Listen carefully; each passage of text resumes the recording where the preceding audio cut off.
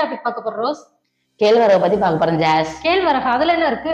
நிறைய நன்மைகள் இருக்கு ஜாஸ். கேழ்வரகுல நன்மைகளா? சரி சொல்லுங்க. அது 2 பேர் சொல்லுவாங்க ஜாஸ். கேழ்வரகுன்னு சொல்லுவாங்க, ராகின்னு சொல்லுவாங்க. நம்ம பேச போறது வந்து ராகின்னு சொல்லி பேச போறோம். ராகி சாப்பிடறதுனால வந்து கால்சியம் சத்து அதிகமா இருக்கு. அந்த சத்து கிடைக்கிறதுனால என்ன பயன்கள்?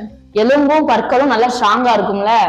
நார்ச்சத்து அதிகமா இருக்கிறதுனால சர்க்கரை அளவை வந்து கண்ட்ரோலா வச்சு மலச்சிக்கலை வந்து போக்குது, எடையையும் குறைக்குது, தாய்ப்பால் அதிகம் சுரக்கும். இப்போ குழந்தைங்க அதை எடுத்துக்கலாமா? குழந்தைங்க எடுத்துக்கிறதுனால வந்து நிறைய நன்மைகள் இருக்கு. குழந்தைகளுக்கு ஹெல்த்தியான ஃபுட் தானே. நல்லா களியும் கிண்டி கொடுக்கலாம், கூழாவும் காய்ச்சி கொடுக்கலாம். வெயில் நேரத்துங்கெல்லாம் இந்த மாதிரி ஐட்டங்கள் எடுத்துக்கிறது வந்து உடம்புக்கு ரொம்ப நல்லது. நம்ம உடல்ல தேவையற்ற கொழுப்பெல்லாம் கரைச்சு நல்ல கொழுப்பை வந்து செயல்படுத்தும். இரும்பு சத்து வந்து இது அதிகமா இருக்கு.